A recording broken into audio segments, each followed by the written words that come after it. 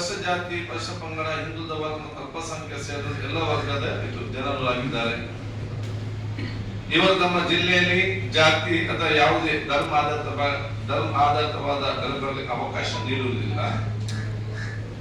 ಹಿರಿಯ ರಾಜಕೀಯ ಧುರೀಣರಾಗಿ ರಾಜ್ಯವೇ ಹೆಮ್ಮೆಯ ನಾಯಕರಾಗಿದ್ದಾರೆ.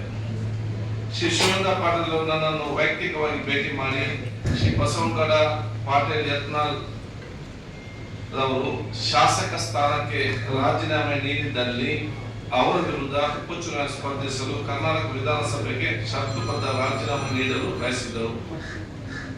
ಶ್ರೀ ಬಸವನಗೌಡ ಪಾಟೀಲ್ ಯತ್ನಾಳ್ ಅವರು ಇದುವರೆಗೆ ಶಾಸಕ ಸ್ಥಾನಕ್ಕೆ ರಾಜೀನಾಮೆ ನೀಡಿಲ್ಲ ಹಾಗೂ ರಾಜೀನಾಮೆ ಸಲ್ಲಿಸುವ ಕುರಿತು ನನ್ನನ್ನು ವೈಯಕ್ತಿಕವಾಗಿ ಭೇಟಿ ಮಾಡಿಲ್ಲ ಮತ್ತು ಶ್ರೀ ಯತ್ನಾಳ್ ಅವರ ರಾಜೀನಾಮೆಯನ್ನು ಸಚಿವಾಲಯವು ಇದುವರೆಗೆ ಸ್ವೀಕರಿಸುತ್ತಿಲ್ಲವೆಂದು ನಾನು ಶ್ರೀ ಶಿವನಪ್ಪನಿಗೆ ತಿಳಿಸಿದ್ದೇನೆ. ಈ ಹಿನ್ನೆಲೆಯಲ್ಲಿ ವಿಧಾನಸಭೆಯ ನಿಯಮಗಳ ಪ್ರಕಾರ ಶ್ರೀ ಶಿವಾನಂದ ಪಾಟೀಲ್ ಅವರ ಷರತ್ತುಬದ್ಧ ರಾಜೀನಾಮೆಯನ್ನು ಅಂಗೀಕರಿಸಲು ಸಾಧ್ಯವಿಲ್ಲದವರಿಗೆ ಮನವರಿಕೆ ಮಾಡಿಕೊಡಲಾಗಿದೆ. ಕರ್ನಾಟಕ ರಾಜ್ಯಕ್ಕೆ ಅನುಭವ ಮತ್ತು ದೀರ್ಘ ಸೇವೆ ಅಗತ್ಯ ಇದೆ ಎಂದು ನಾನು ಶಿವಾನಂದ ಪಾಟೀಲ್ ತಿಳಿಸಿದ್ದೇನೆ.